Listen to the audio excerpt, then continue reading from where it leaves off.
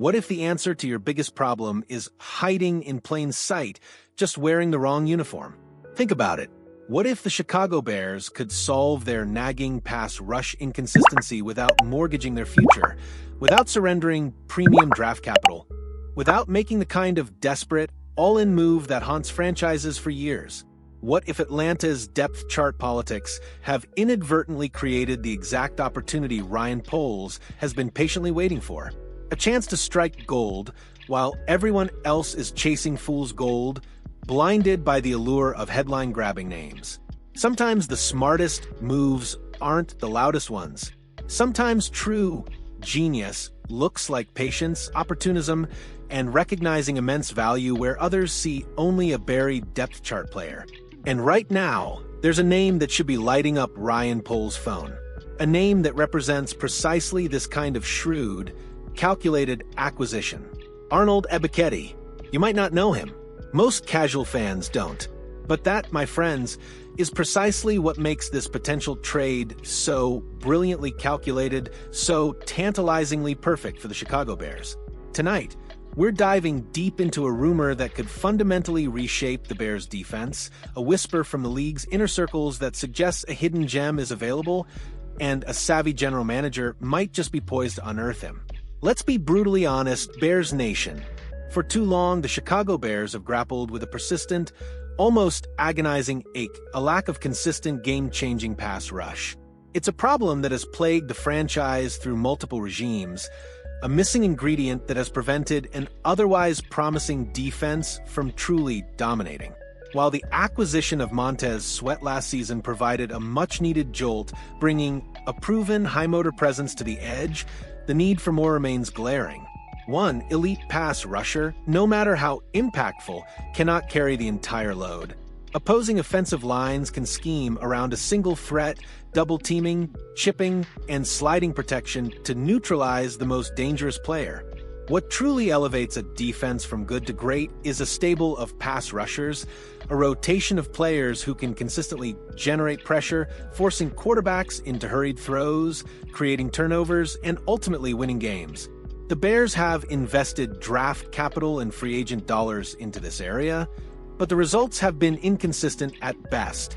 The quest for that complementary piece, that player who can consistently win one-on-one matchups and take advantage of the attention Sweat commands, has been relentless.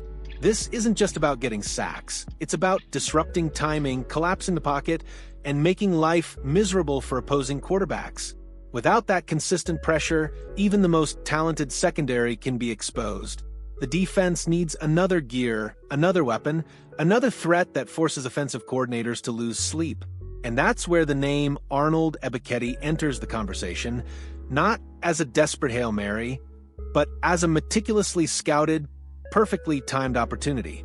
According to ESPN's Jeremy Fowler, Atlanta Falcons edge rusher Arnold Ebiketi has been generating trade interest dating back to the offseason. Now, with the deadline rapidly approaching, ESPN has identified the Chicago Bears as a top landing spot for the 6 feet 2 inches, 250-pound pass rusher, who has become the odd man out in Atlanta's increasingly crowded and talented defensive rotation. Here's what makes this situation absolutely fascinating. A dream scenario for a savvy general manager like Ryan Poles. The Falcons aren't desperately trying to dump Ebiketie. They're not shopping him around like yesterday's leftovers, trying to unload a problem player or a bad contract. Instead, they're simply willing to listen to offers, which is NFL front office speak for, we know he's talented, we know he can play, but we have a surplus of talent at his position, and we're committed to our recent draft picks. If someone offers us fair value, we'll move him. This isn't a fire sale, it's an acknowledgement of a luxury problem, and it creates a golden opportunity for an opportunistic team like the Bears. Ebiketie was a second-round pick in the 2022 NFL Draft, a testament to his perceived talent and potential coming out of Penn State. As a rookie, despite playing in a rotational role, he flashed immense promise, registering 6 sacks. That's a significant number for a player who wasn't a full-time starter, showcasing his ability to make an impact even with limited snaps. He's a freak athlete, possessing an explosive first step, incredible bend around the edge, and the kind of burst that makes offensive tackles look slow.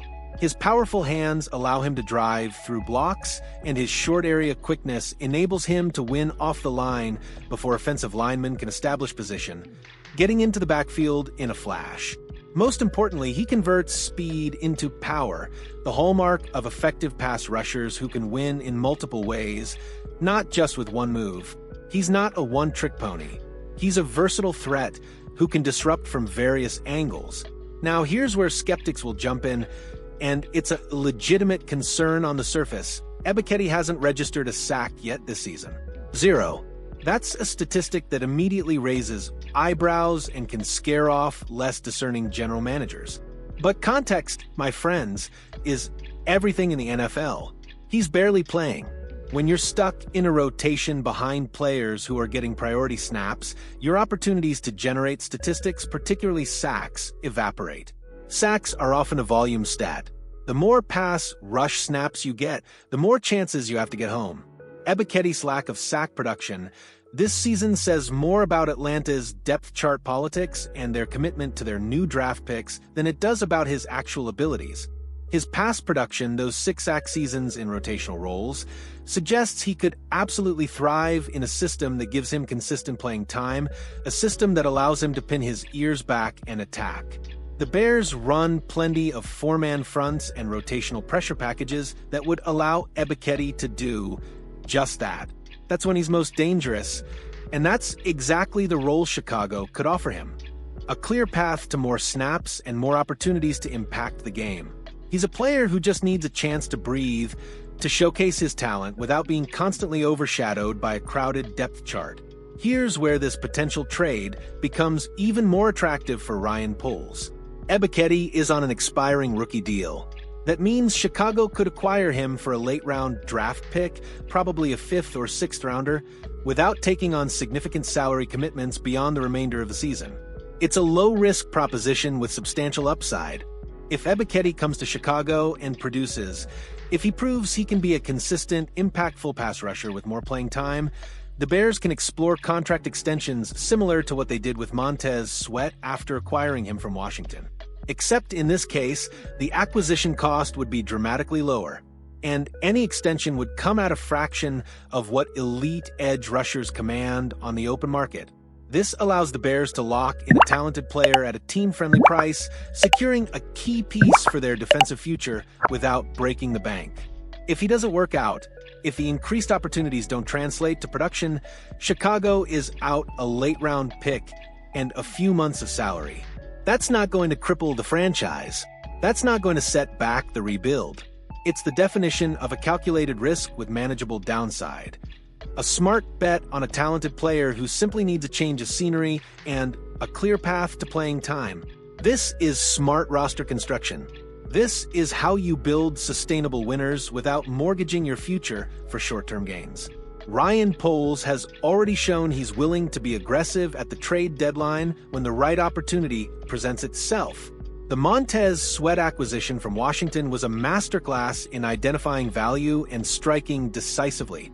Poles recognized that Sweat was available, that he fit Chicago's defensive scheme, and that the acquisition cost was reasonable given his proven production and potential.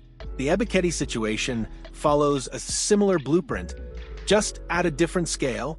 Lower cost, lower risk, but potentially significant reward if everything clicks.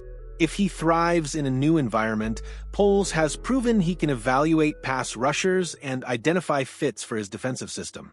If he's targeting Ebiketie, there's every reason to believe he sees something on tape, something in his profile that suggests this could work, that this could be the quiet move that pays massive dividends.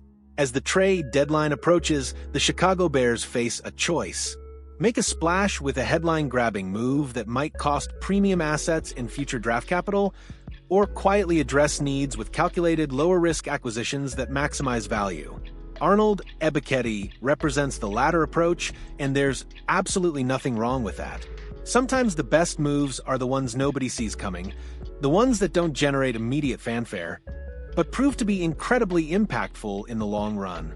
Sometimes value is found in the margins, in the players stuck behind depth chart logjams, in the guys who just need an opportunity to prove what they can do.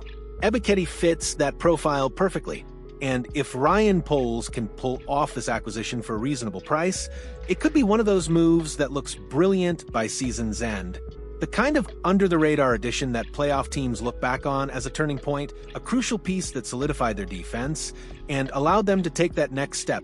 It's about building a roster with depth, versatility, and a relentless pursuit of pressure, all while maintaining financial flexibility and preserving future assets. This isn't just a trade. It's a statement about the kind of smart, sustainable football operation the Chicago Bears are becoming. So, here's what I want to know, Bears Nation.